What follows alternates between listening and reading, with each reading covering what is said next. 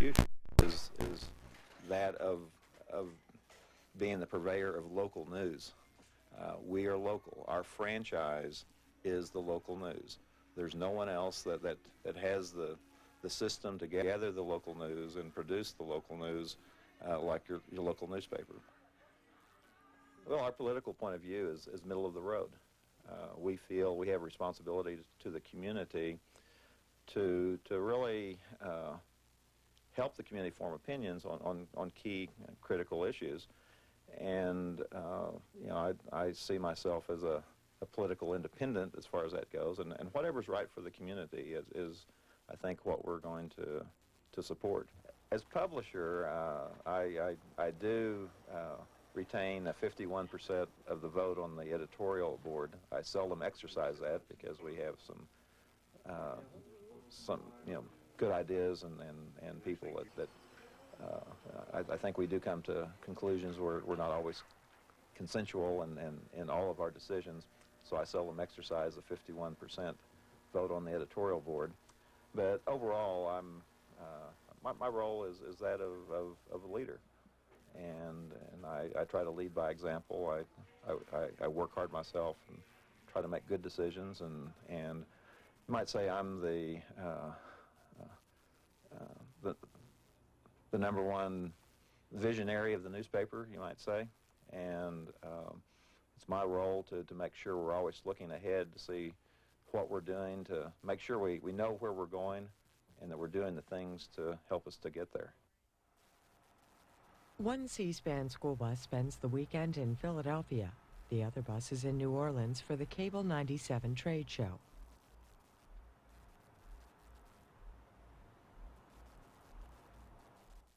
Get C-SPAN schedule information 24 hours a day by calling our schedule hotline at area code 202-628-2205.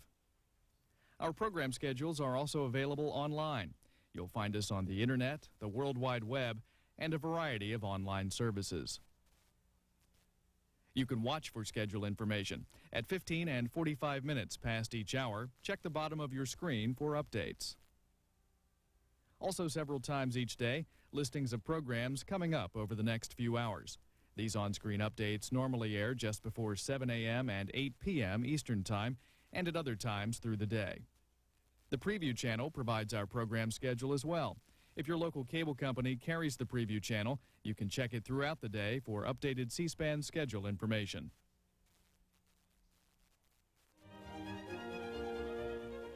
C-SPAN 2 is a public service created by America's cable television companies. Each weekend on C-SPAN 2, look for About Books, original programming devoted to books, authors, bookstores, and the publishing industry. Here's a look at our program schedule. Next, historian Howard Zinn on the interpretation of history. Then Harvard professor Samuel Huntington talks about the effect of cultural diversity on global politics. He's followed by Jill Abramson of the Wall Street Journal, who discusses honorariums and journalistic ethics. Later, on America and the Courts, lawyers and judges in a mock trial debate a law banning distribution of indecent material over the Internet. And that's our program schedule.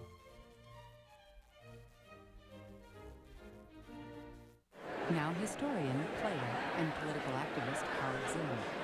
He speaks about the interpretation of history and how our understanding of it affects the future. Mr. Zinn is author of the book A People's History of the United States. He spoke last month at Carleton College in Minnesota. The program lasts about an hour.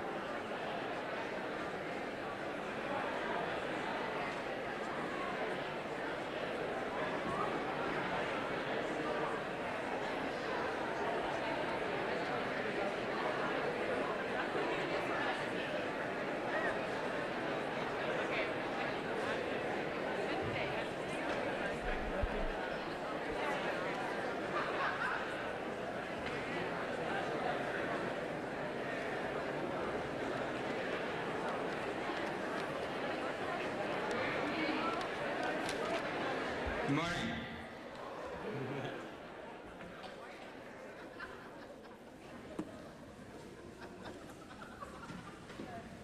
Good morning. My name is Josh Gardner, and I'm a senior history major. Before I introduce today's speaker, I have been asked to remind you that next week's convocation will be Wayne Smith, visiting professor of Latin American Studies at Johns Hopkins University. He will be speaking on relations between the United States and Cuba. The feminist and anarchist Emma Goldman once said that, quote, "History may be a compilation of lies. Nevertheless, it contains a few truths, and they are the only guides we have for the future." Today's speaker, Howard Zinn, has dedicated his life to writing the lies of history and employing those lessons to build a better future. He is a noted historian, a gifted playwright, and a passionate political activist. Most of us know Mr. Zinn as the author of that book, A People's History of the United States, which our high school social studies teacher assigned as a contrast to the traditional text. In fact, the work was wildly successful and helped to usher in a whole new approach to American history. Zinn's heroes are not Columbus, capitalists, or presidents, but Native Americans, industrial workers, and all those who have risked everything to combat tyranny and oppression. Believing it impossible to separate the study of history from one's inner convictions and sense of justice, Mr. Zinn is also a tireless social crusader. Through the years, this marriage of scholarship and activism has alternatively found him writing articles attacking the Kennedy administration for its inaction with segregation and helping to organize student sit-ins, writing a book entitled Vietnam, The Logic of Withdrawal, and speaking out against the Vietnam War at peace protests. And like most good Americans, his belief in action has landed him in jail a couple of times along the way. This fall, I read Mr. Zinn's most recent work, You Can't Be Neutral on a Moving Train, A Personal History of Our Times, and I must say that it's his optimism and faith in the capacity of the American people to enact social change is truly inspiring. It is a must-read for all disillusioned college students or anyone anxious about the direction our nation is taking. I'm very excited about today's presentation. Please join me in welcoming Howard Zinn to Carleton College.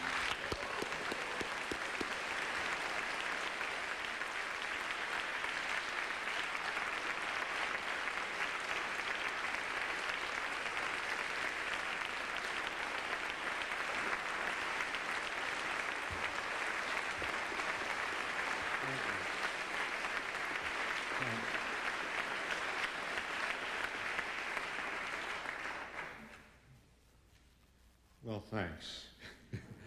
Thanks for inviting me to Carleton. This is a special place. Well, for one thing, you have Marv Davidoff teaching here. And I think it's a tribute to Carleton that you would have Marv Davidoff come here and teach, and without asking him, how many PhDs do you have? And your only question maybe was, what have you done with your life? And what have you done on behalf of peace and justice? And if you've been doing that all your life, maybe you have something to say to our students. So, and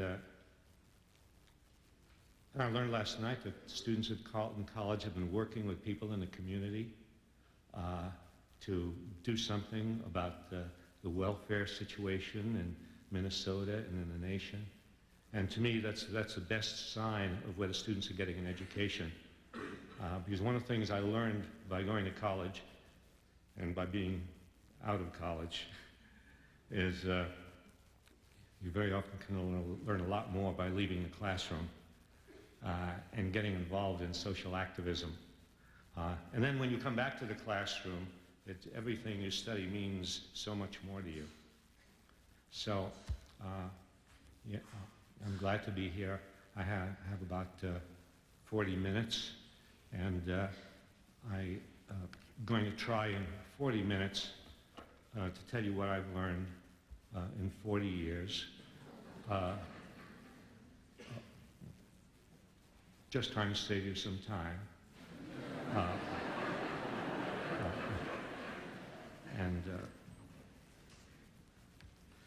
I promised I would talk about history, and sometimes I keep my promise.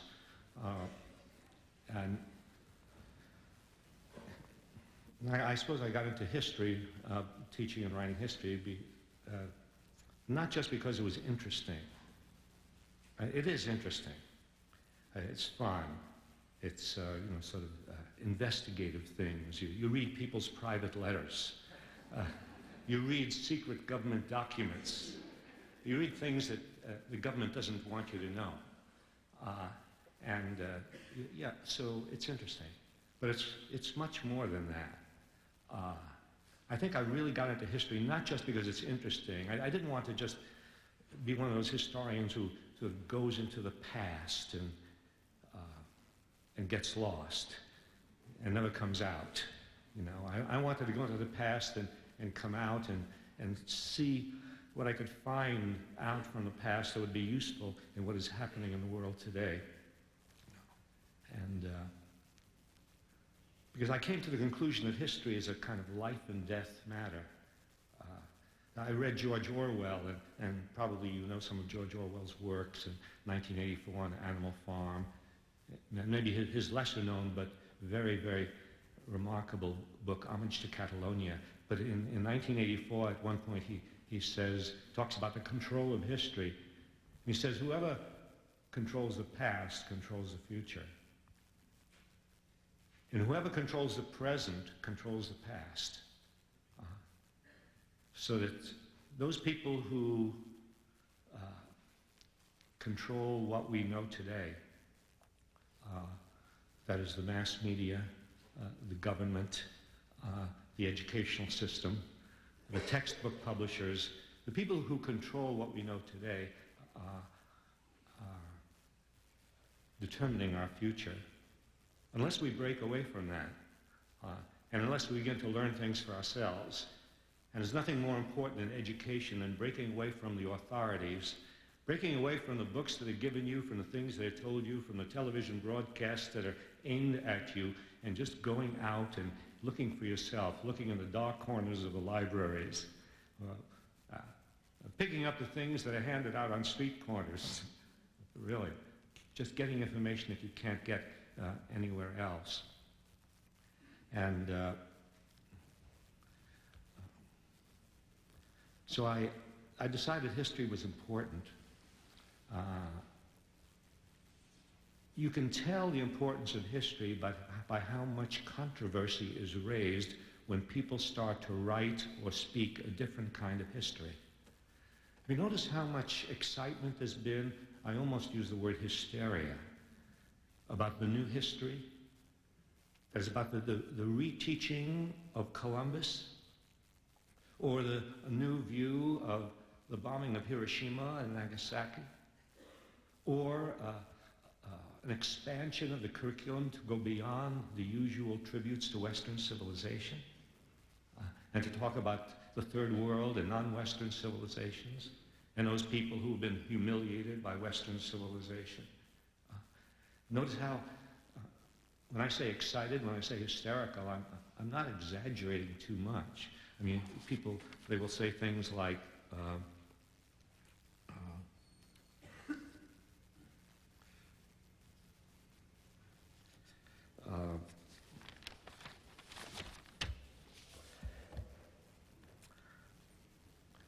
George will. They will say things like George will. That is real hysteria.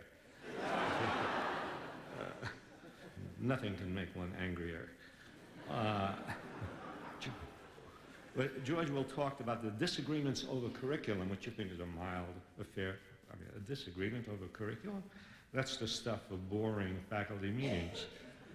No, disagreements over curriculum, he said, is a part of a war of aggression against the Western political tradition. A war of aggression. And Hilton Kramer, along the same line, said it is our civilization that we believe to be at stake in this struggle. I mean, you would think we were talking about World War II and D-Day, you know. Civilization is at stake. And somebody from the National Association of Scholars, which is a euphemism for an organization of right-wing writers, and says about the new history, the barbarians are in our midst. I winced when I read that because I felt he was talking about me. But the reason there's all this excitement about the new history is that it's not just about the past. it's not about straightening the record just so that we will know what happened in the past more accurately, because everything about the past is about the present and the future. The excitement over Columbus and the changing of the Columbus story is there because it has all sorts of meaning for today. Because when you start to reconsider Columbus, always looked upon as a hero, but generation after generation after generation. And it's interesting, isn't it? Here is a liberal democratic country, a marketplace of ideas, etc., etc. One story was told about Columbus for generation after generation after generation. Columbus the hero, Columbus the adventurer, Columbus the brave man, Columbus the Bible reader. I mean, what could be better? The religious man. You wonder. We know that's true of totalitarian countries. They just get one view of history, but we're a democratic country. How come? Is it possible that we have a control of information that is more subtle, more insidious, but just as clear as the control of information that takes place in what we call totalitarian countries? But there's a reason for this, and that is Columbus represents Western civilization at its worst. Oh, there is Western civilization at its best.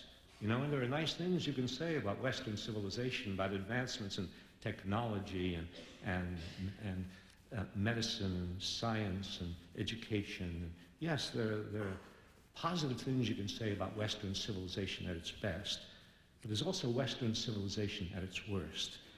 And that's what Columbus represents. And by that I mean aggression, expansion, the enslavement of other peoples, the assignment to other peoples of a status less than a human being, which is what Columbus assigned to the Indians that he found on Hispaniola, enabling him to enslave them and kidnap them and torture them and kill them.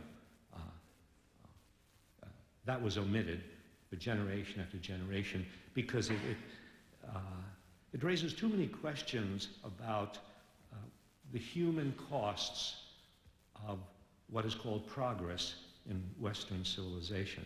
Raises too many questions about greed, because after all, Columbus came here not to convert the Indians to Christianity, although we talked about that. But he came here for gold. And to honor that, to honor the killing and kidnapping of other people for profit is something that's been going on for too long. And to question that is to question capitalism. Really. I think there's a connection. I know this is hard to take, because we all love capitalism. We have to. We're in the midst of it. It surrounds us, right? We must love it, you see. And to suggest that there's some connection between capitalism and ruthless greed is troubling, you see. I remember reading a description of capitalism as the adjectives used was savage, unbridled capitalism. And then I looked to see who said that, and I thought, well, it's obviously some communist, right? It was Pope John Paul, you see, which made me worry a little about him. And I wouldn't be surprised if after he said that in an interview with an Italian journalist, I wouldn't be surprised if after that he had ended up on the FBI's list. I could just see the FBI people filing through their photos. Oh, there's the Pope. Yeah. Savage, unbridled capitalism. Yeah, so the Columbus story is a story not about yesterday, but about today. And the rethinking of the bombing of Hiroshima is not just a question of correcting the record of what happened in August of 1945. It's a question of asking about the bombs that we are stockpiling and have been stockpiling ever since World War II. asking why we, the Soviet Union and whatever other countries are carrying nuclear weapons, why we've been ready to do the same thing as was done in Hiroshima and Nagasaki, only to do it many times over, and ask whether we are still in the psychology and whether our leaders are still trying to keep us in the psychology of justifying the large-scale killing of people just so long it's for a good reason. Governments, when they kill in large numbers, they always do so for a good reason. And that's what we must be on guard against. So these are not past issues. These are present issues, things that we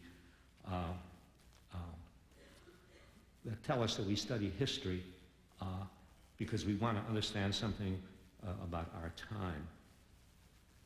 So you may get the idea that in my views of history, I have not been neutral. I've never considered myself a neutral teacher. I always start my classes off by telling students right off, I said, this is not going to be a neutral class. I would say, you can't be neutral on a moving train. Put another way, the world is already going in certain directions, certain terrible directions. Wars are taking place. People are getting killed. Landmines are exploding. Children are going hungry. In a world like this, to be neutral in anything you do is to collaborate with whatever is going on. And I never wanted to be a collaborator. And so I saw teaching and I saw writing as something that could not possibly be neutral. And that I had to take a stand. And I wanted my students to know it. And I wanted them to feel free to take their stands. And then let us have an honest discussion about all of the issues in the world. So I studied history because I cared about what was going on in the world. And I never believed in what they call objectivity. Unless objectivity means not deliberately lying, not distorting, not concealing information that it goes against what you've declared yourself for. But if objectivity means pretending that you don't have a view about what is going on in the world or what has happened in the world, well, I never believed that objectivity was possible, and I never believed it was desirable. I never believed it was possible because in doing history and writing history and teaching history, you're always selecting out of an enormous body of data. And it can only be a very, very tiny selection out of that great body of information, inevitably. And what you select, or, as in most cases, what is selected for you by whoever produces the textbooks, or whoever prints the newspapers, or whoever gives you the news at 11 o'clock, whatever is selected for you is dependent on the viewpoint of the selector. And so I understood that there could be no such thing as an objective presentation of the facts of the past, that selection always depended on the point of view of the selector, and that the most important question you could ask about anything, any set of historical facts presented to you is not so much, is this a false fact or is it a true fact? The most important question you can ask is, what has been left out? What hasn't been told me? Just as things were, they didn't lie about Columbus when they said he was a brave man and a religious man. No, they just omitted things. They didn't lie about Hiroshima when they said, yes, the war ended right after the bombing of Hiroshima, and the Japanese were cruel in the war and so on, but they left out things. That is, they left out the messages that went back. And I saw this year in 1995 when there were all the discussion about Hiroshima and all the press talking about Hiroshima, but I didn't see the information that historians and other people who study the subject know about the telegrams that went back and forth from the Japanese diplomats to their emissary in Moscow trying to negotiate an end to the war. Telegrams that were intercepted by American intelligence and that they knew about, which indicated the Japanese were on the verge of surrender, that the bombs did not have to be dropped. We didn't have to kill all those people. The withholding of information, the omission of information, to look for that is the most important lesson one can learn in how to read, excuse me, and how to listen when you give it information, especially by people in authority. And when the government gives you information, always asks, what have they left out? The government, not long ago, a few years ago, there's a scholar who resigned from a government commission that advised the State Department on its production of volumes on foreign relations to the United States. He resigned because the United States government insisted on holding to its rule that it could not print information, documents of American foreign policy, unless they were at least 30 years old. That is, it could not talk about anything that happened within the last 30 years. But he said it went even further, that even when they produced volumes on events that happened more than 30 years ago, they were lying about it. They were distorting it. He resigned because he saw the volumes they were producing about 1952, 53, 54, and he said the government has distorted and left out information about what we did in Iran in overthrowing that government, what we did in Guatemala in overthrowing that government, what we did in Southeast Asia in helping the French to maintain colonial control over Indochina, and so he resigned his job. So, government documents have to be inspected very closely, and the question asked, what have they left out? The great journalist I.F. Stone, when, if you don't know who he is, find out. He's one of the great journalists in American history, and when he would speak to classes of journalism students, he would say, some of the best advice I can give you as people who are going to be journalists can be summed up in 2 words: governments lie.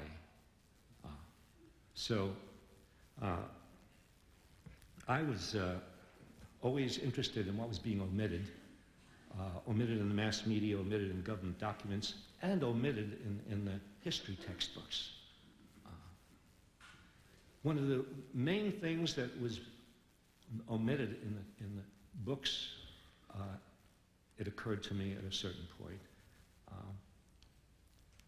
was the class nature of American society. Class is something that we don't like to talk about in the United States. We don't use words like class consciousness and class struggle and class conflict. I remember if you can remember way back to the presidential campaign of Bush and Dukakis. Try to remember that. What an exciting, can you imagine what an exciting campaign. Yeah. And Bush, 2 giants. And Bush accused Dukakis of appealing to class conflict, which really surprised me, because I was from Massachusetts. Dukakis had been the governor of Massachusetts. I could not imagine Dukakis getting excited about class or getting excited about anything. Class is something we don't like to talk about, but in fact, the history of the United States is a history of class conflict from the very beginning. We had class from the beginning. We didn't all come here as pilgrims. I remember that was the impression I had, and after going to school, everybody came here and they dressed like those people in those funny clothes, and we were all equal. And somehow some people ended up very rich and some other people ended up poor. How did that happen? You know, I guess some people must have worked much harder. You know, like 1,000,000 times harder. You know. So, but then, you know, reading a little bit of colonial history, you learn, well, no, we didn't come here equal. Some people came here with enormous grants of land given to them by the crown, huge, hundreds of thousands of acres of land, and other people came here with nothing. Of course, black people came here with less than nothing, and they came back here as slaves, and white people came as indentured servants, and others came with no property. And from the very beginning of our history, in the 17th century, we were already rich and poor. We were already people with wealth and power, and other people with nothing. And when the Constitution was drawn up, it was a recognition of that. I mean, the people who grew up, when Madison was arguing for the adoption of the Constitution, one of the reasons he gave was, now look, you know, there are people with property and people without property, and there's going to be trouble. I'm paraphrasing Madison. He really, he wrote so elegantly, and I've always tried to recapture, you know, that 18th century style, but it hasn't worked. I think I've gotten back to the 19th century, but not far enough. But Madison, we've got to worry about factions. By factions, he meant classes. Well, you see, Marx hadn't been born yet. But he talked about factions, property, no property, and how you needed to have this new government, this new constitution, this strong central government in order to keep the peace, in order to make sure, as he put it, that there would not be a rage for paper money, which poor farmers wanted in order to pay off their debts, or for an equal division of property, or, as he put it, and these are his exact words, for any other improper or wicked object. And so, the Constitution was a class document. When I first read Charles Beard's An Economic Interpretation of the Constitution, a book which has the distinction of being one of the few books ever written by a historian which excited an editorial from the New York Times denouncing it. Because Beard talked about the class interests of the Founding Fathers. You probably know the Founding Fathers were not a multicultural group. They were 55 rich white men. Maybe one or two of them could be classified as not so rich as the others. And the Constitution set up a government that would benefit the interests of that class represented by those 55 men. And it's interesting because today you hear talk about big government. Big government is bad. Clinton said right in the course of the campaign, the era of big government is over. And everybody, Republicans, Democrats, and the media, and they repeat again and again, big government is bad. Big military isn't bad. Military is not the government, I guess. There are big things that are not bad that the government do, and there are other things. Medicare, that's bad. What if we had a national health program run by the government the way they have in other countries, which work very well and which give the health care free to everybody? That would be big government. The Constitution set up big government, but it set up big government on behalf of the upper classes. It set up a government that would be strong enough to protect the interests of the bondholders, pay off their bonds. You could find an unbroken thread running from the Founding Fathers down to the Federal Reserve System of today and government legislation to protect the bondholders. A strong government was set up by the Constitution to protect the bondholders, to protect slave owners against slave revolts, to protect land speculators who were going out west, to protect them against Indian attacks. Indians seemed to think it was their land.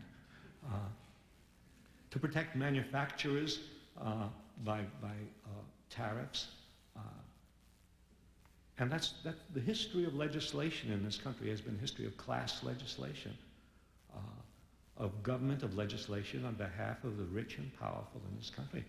Right from Hamilton's first economic message to Congress, right through the 19th century, when the government was giving huge subsidies to the railroads, 20 million acres of land given free to the railroads by the states in the 1850s, 100 million acres of land given free to the railroads by the federal government during the Civil War. When they give us histories of the Civil War, they tell us excitedly about the battles of Gettysburg and the battles of Antietam and the battles of Fredericksburg, and they don't tell us much about that 100 million acres of free land. I would call that welfare on a very large scale. You try getting an acre of land from the government. Just write a letter to your congressman. Say, I would like, I'm not asking much, but I've been reading about the Union Pacific Railroad, and I would like 1 acre. It's,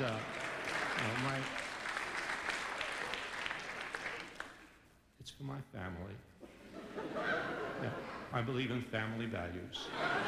So, let's try it. The subsidies continue all through. The higher and higher tariffs to protect the manufacturers.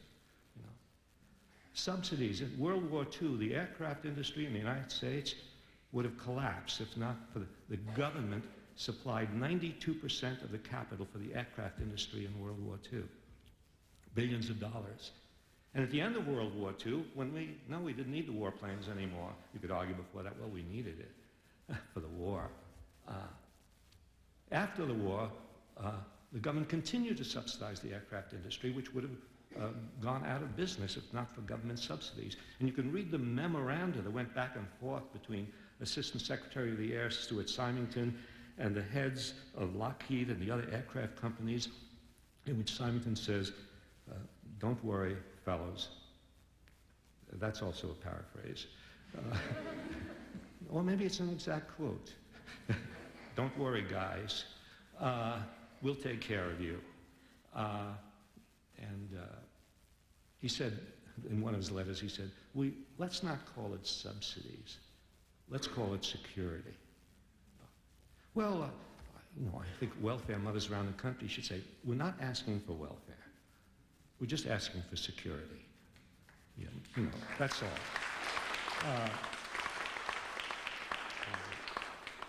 all.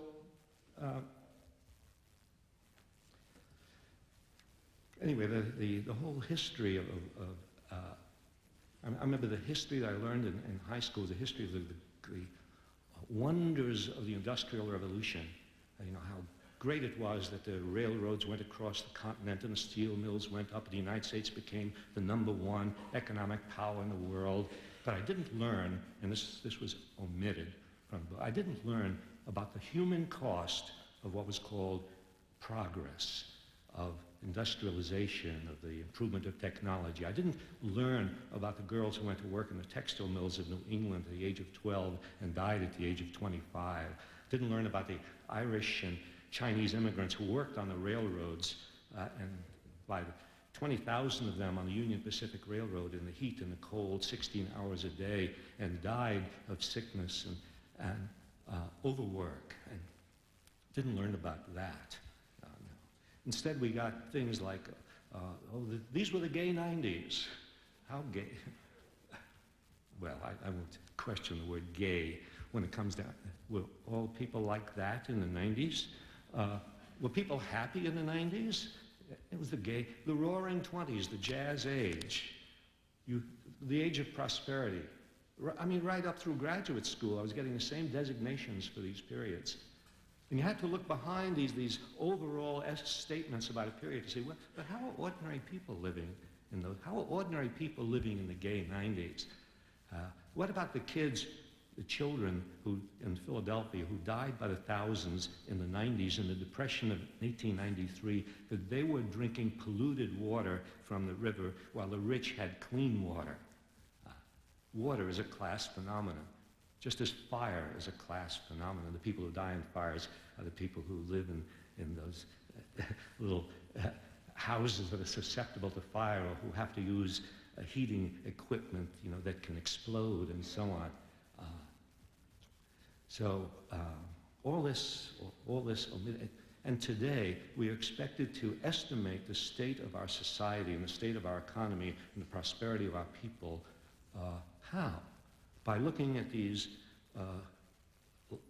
overall statements made. The economy is up.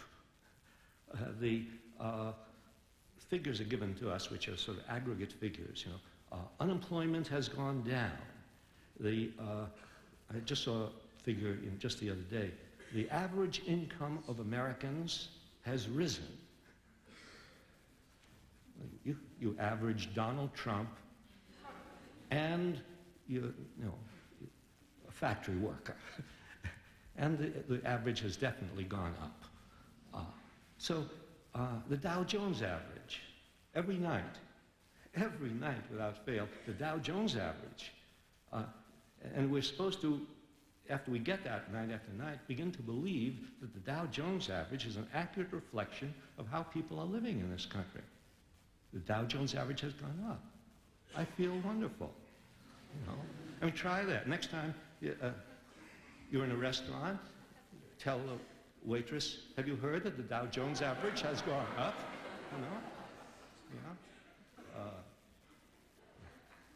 I'm sure you'll get much better service when you cheer the waitress up with that news.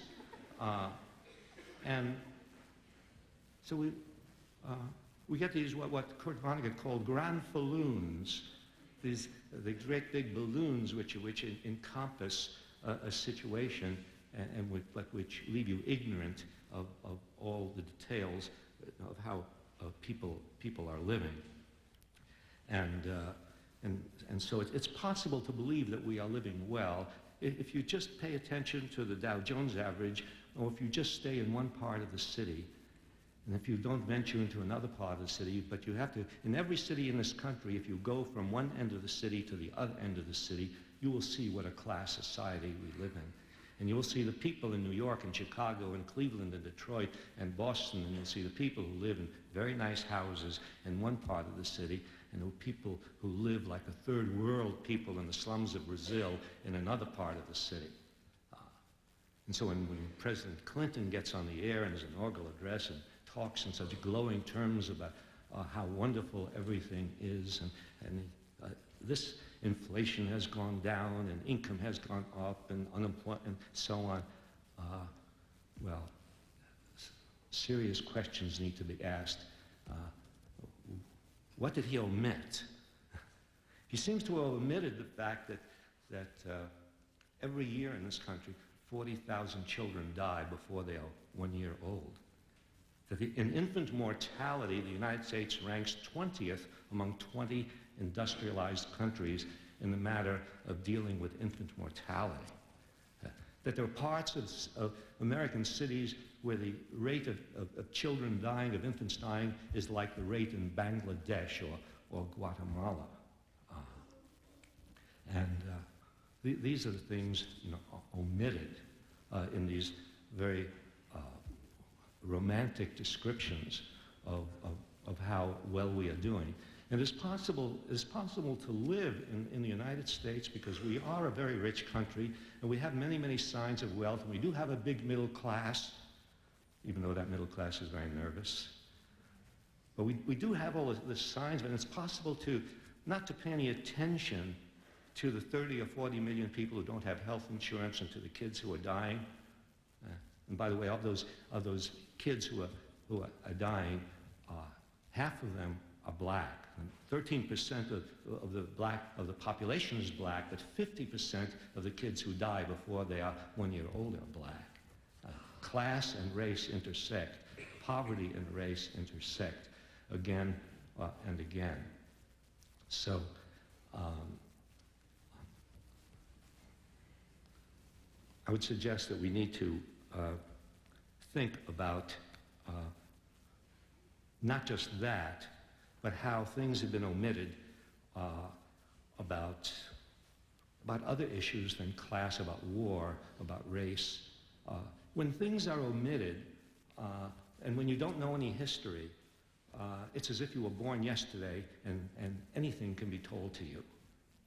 Because if you were born yesterday, the president can get on television and say, something has happened in this part of the world, we must go over there and bomb for freedom.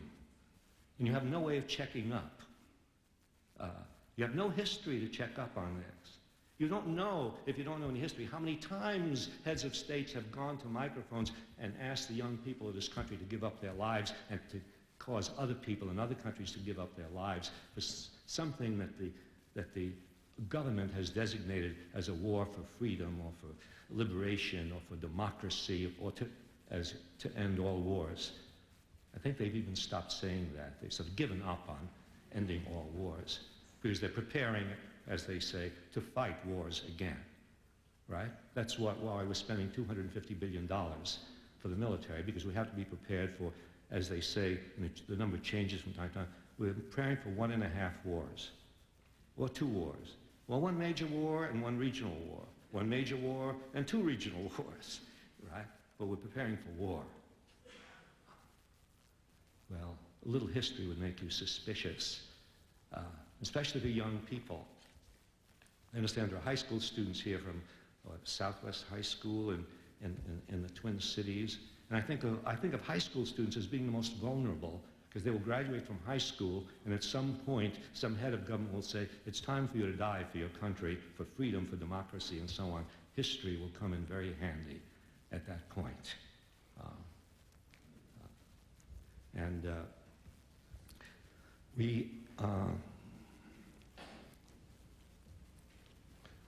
Black people, Native Americans, take a different view of our history than the rest of the population.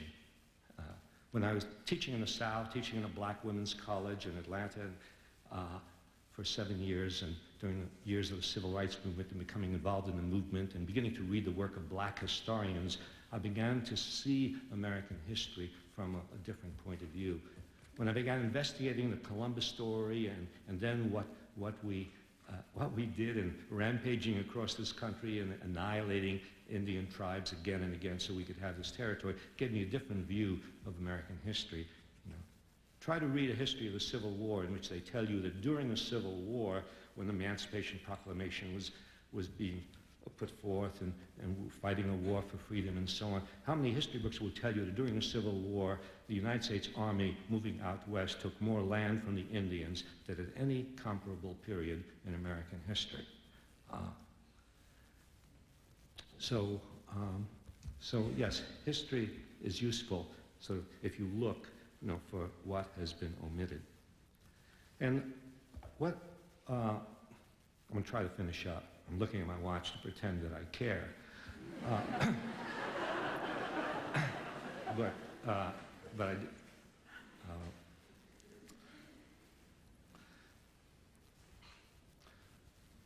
Well, one of the things I have learned both from reading history and from participating in social movements, from the civil rights movement and the anti-war movement, and even coming to Minneapolis to protest against the production of landmines. One of the things I've learned from that kind of experience is if we're going to change things, if we're going to become more conscious of what is happening to people in the rest of the world as a result of our policies.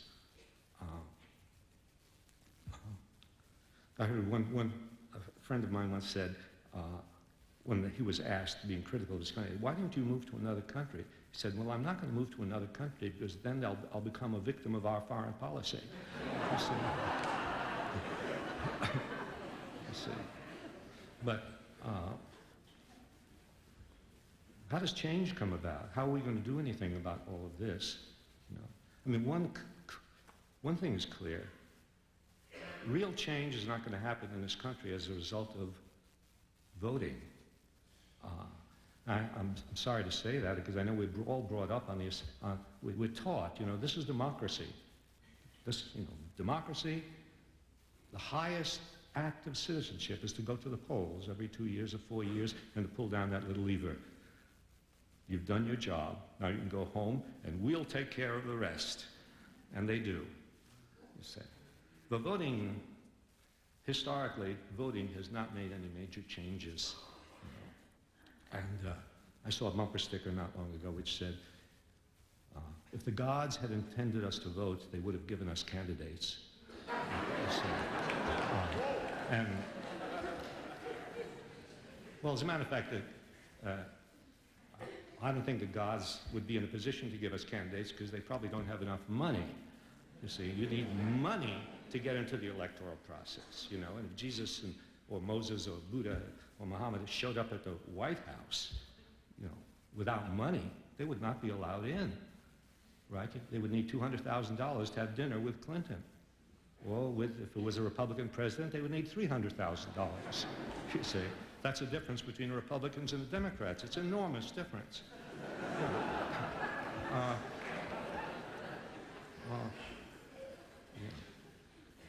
Change has taken place in this country when people have gotten together, when citizens have organized.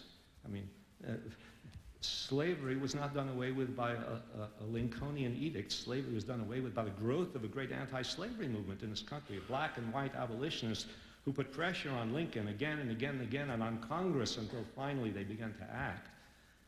And then they had to do it again in the 1960s when, again, Kennedy, Johnson were not going to act until black people took to the streets and went to prison and were beaten and were killed. Citizens got together and organized and took risks, and only then was racial segregation done away with in the South. The labor movement, the 8-hour day, was not won by the kindness of employers deciding to give the 8-hour day, or by the initiative of government. Not at all. The 8-hour day was won by workers in the 19th century and 20th century going out on strike, facing the National Guard and the Army and struggling and changing the conditions of their life. And women did not get to the point of this new feminist consciousness that we have today because of any government initiatives. They did it on their own. And disabled people did not win the right to wheelchair access or have the streets changed so that they could move around. They did not get this because Congress or the president or because somebody who was just elected did anything about it. No, the channels of government that they always tell us to use, you know, go through channels. They're not channels. They're mazes into which we are invited to get lost. And so what we've learned historically is that you don't go through, the channels won't do it.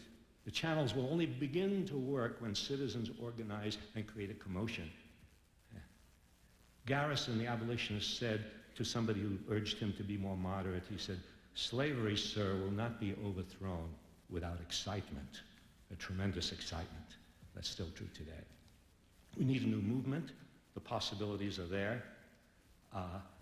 People have common sense. You mustn't mistake the silence of people for not caring. I learned that by being in the South and in the late 1950s and seeing what seemed to be, well, nobody was doing anything. Things were quiet. You don't know what people are thinking. You don't know what people are feeling. You don't know what indignation is building up in people who know that something is wrong. And at a certain point in history, and you don't know exactly when, things begin to happen and you get a social movement against the war in Vietnam, against racial segregation, for women's rights, for gay rights, at certain points in history. But the only way it happens is if people do things, the smallest of things that don't seem to go anywhere, things that don't seem to have any immediate effect. But that's how social movements build, on the basis of of huge numbers of small acts that people take and that finally come together at some point. And if you do this, well, life will be different. It'll be better. Sure, you need economic security and you need jobs and not everybody can be a Marv Davidoff and become a full-time activist. You must go to the movies sometime, Marv. But you have to do those things. You have to have some security, but that's not enough. You don't want to be able. It won't be important that your grandchildren think of you. Oh, wow, my grandfather and grandmother had 3 houses. I'm so proud.